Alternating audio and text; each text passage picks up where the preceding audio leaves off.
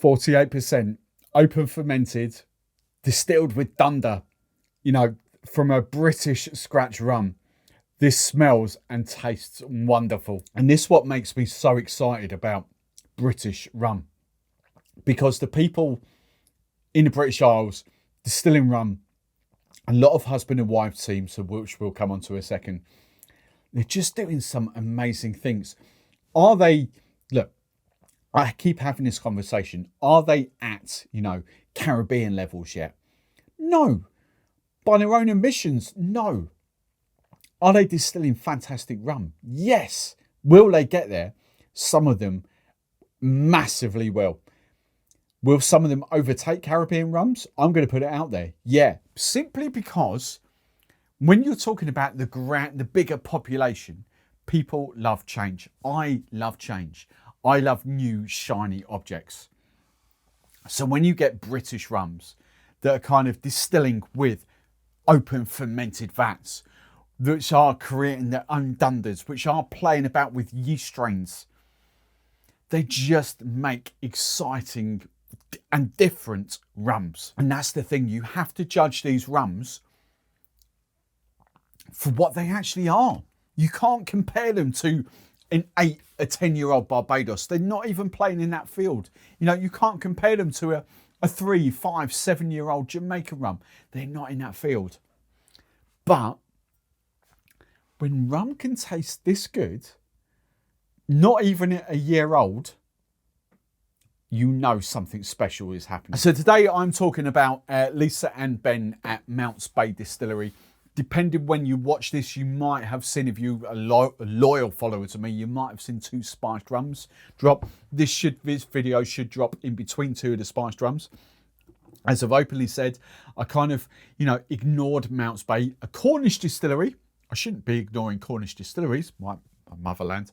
But, you know, when brands have, you know, they distill gin, they distill other things, and they have a spiced rum, but not a white or an aged rum or a gold rum, you kind of think, hang on a minute, there's something a bit fishy going on here. If you've got a spiced rum, by sheer default, you have a white and aged rum. Is it because you don't have faith in your product? You spice it up and then, you know, you don't sell a white rum? Or is someone else actually distilling it for you? You know, that's the kind of where my head's been. And openly and honest, that's where I was with Mounts Bay. That's until Ben slid into my DMs on Instagram and said, Steve, I'd love to send you some rums. This blah, blah, blah, blah, blah. This is what we do. And I was like, oh, you do distill from scratch. You know, it's not Dr. John from English Spirit Distillery that distills your spiced rum and flavours it up for you. You actually do it from scratch. And there was very much. And the whole point being is these are, I'm lucky, I think these are pre-sale. And I think the actual, when the gold rum, the aged rum actually does go on sale from Mounts Bay, it might even be slightly older than when it goes. You might actually get a few more months in the barrel than what this is. So these are exclusive, worldwide exclusives on this channel of, as I say, what Mounts Bay are doing down in Cornwall. Now, Mounts Bay, it's kind of like, you know, it's a huge, long bay, you know, it goes all the way from the Lizard, which is actually the most southern point of the UK. Many people, here's an interesting fact, many people actually think it's John O'Groats. Many people go from Land's End to John O'Groats. Did I say John? Land's End, that's what I'm trying to think of. Many people think Land's End is actually the most southerly point of the UK. It's not. The Lizard is actually the most southerly point of mainland UK. Now, their home is an ex-dairy, and I love this because they've basically embraced that old dairy farm and they use those ex-dairy vats to ferment and distill their rum. So why they've not released the white rum up until now, I'll leave them to dive into the comments and explain that. I don't know. I should have asked that question. I don't generally know, but I would surmise, because in the UK, you know, let's be honest, it is a spiced rum market. Spiced rum is your first point of access. You build a brand. If you were doing it logically, if you were doing it with business sense, you would build a brand with spiced rum, you would get there, and then you would get your loyal spiced rum community, your following into the rest of your rum. So that, because we all know spiced rum is going to crash, like gin has done. You know, we get it. I know, we absolutely get it. You know, the trend crashes, but it's your quality that sort of lives on.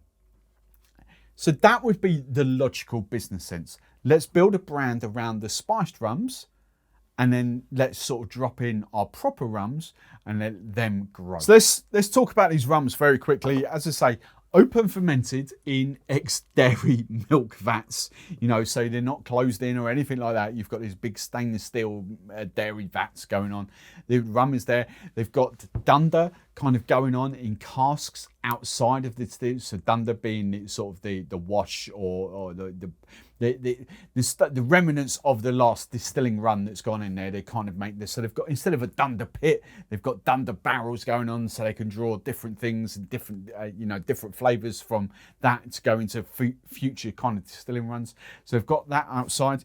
When it comes to aging, so this is a 41% white ABV rum, molasses based. When it comes to aging, and this is where it gets slightly more complex, the rum then from distilling then gets put in another milk dairy vat. Again, I think I've got this right. Ben, I'm really, really sorry if I haven't. I think I understood what you're saying. It gets put in another distilling dairy vat. From there, they've got access to ex-sherry barrels, which are then chopped up, so oak chips, if you like, but kind of toasted, like char, if you like. Not compared to the rum doux that I had. Yeah, it was rum doux that I had, the dark rum. And so that was heavily charred, but they've got a little bit of sort of charred oak chips going on from an ex-barrel.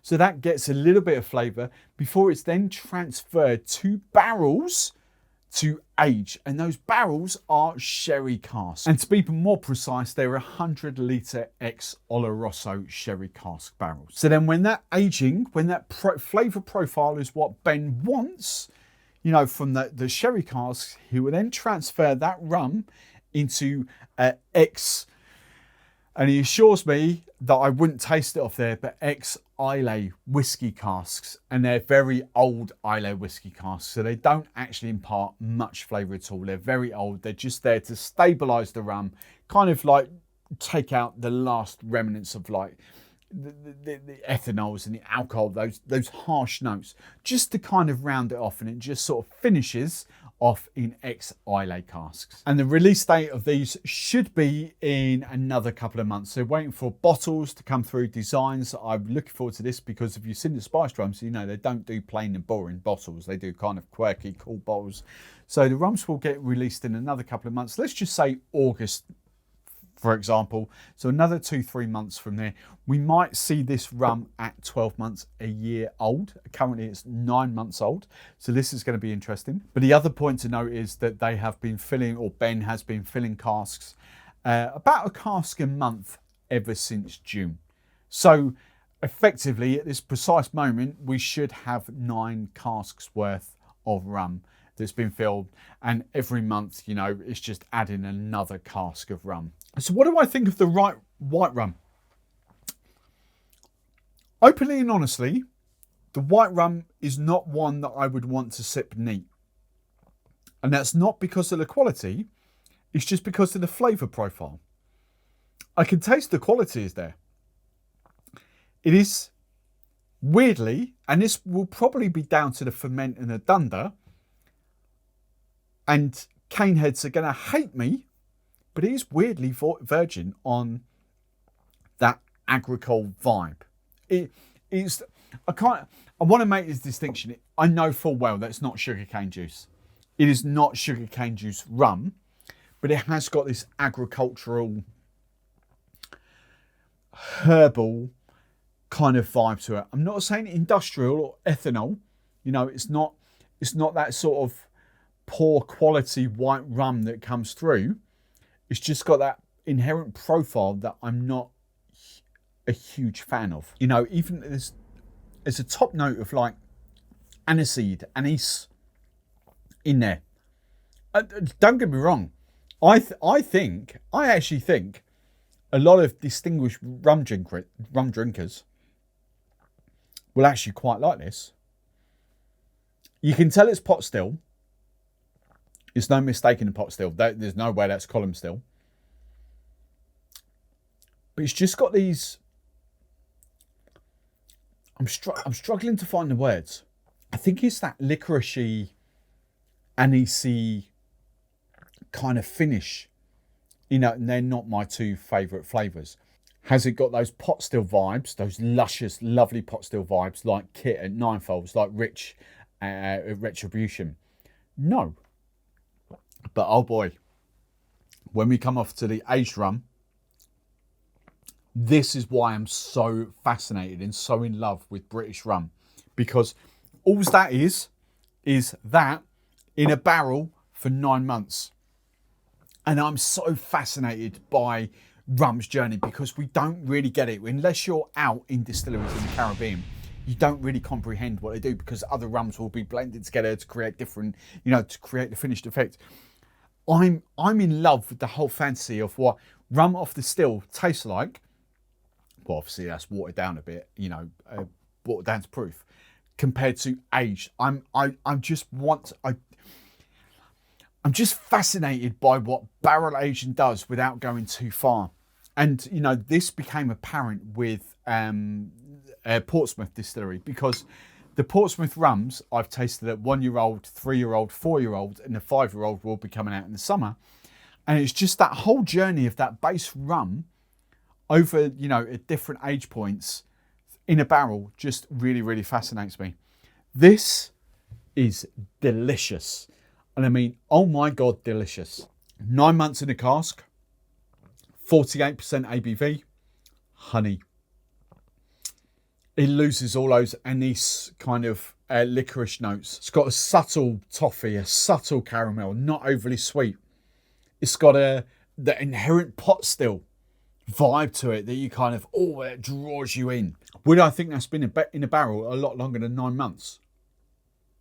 Yeah. Don't get me wrong, you know, I try and make this distinguishment. I love younger rum. Don't get me wrong, I like, you know, I like 12-year-old. I like 14-year-old. Dawley's Eldorado 15. I like them. My eyes light up at younger rums. I've got 8-year-old rums behind me that haven't got the same amount of character as what that's got. And this is 9 months. And to make that crystal clear, what I'm driving at is that it's the fact that it's the distilling methods, the fermentation, the dunder, the yeast strains, the way they distill, the heads, the tails, you know, the hearts, the ratios that the distillers are taking. New breed distillers are taking risks. They are doing things differently.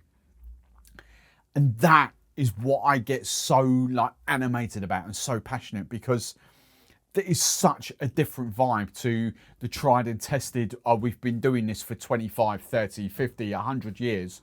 Why would we change the way we do it? These are the guys that are thinking, perhaps we can do things differently. This is delicious. I really like this. To sum up this tasting, it is honey.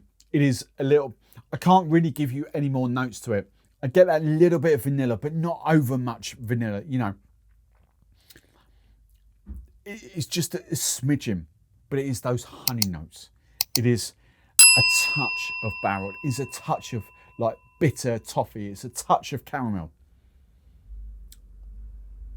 Do you know what? I can already sense that in 2-3 years, this is going to be right up my street. If the rum that if Benelisa release is a year old, another 3 months, I cannot wait. I'm keeping that. I cannot wait to taste the difference between that at 9 months and a 12-month-old rum that comes. Because this is what I'm fascinated about. Yes, to rum, you know, aficionados, rum geeks that like 12-year-old rum, that like 8-year-old rum, this probably isn't for you. It really isn't. But for people like me that can taste that as a base liquid and then understand and appreciate what those barrels do to then round that all off, I like this a lot.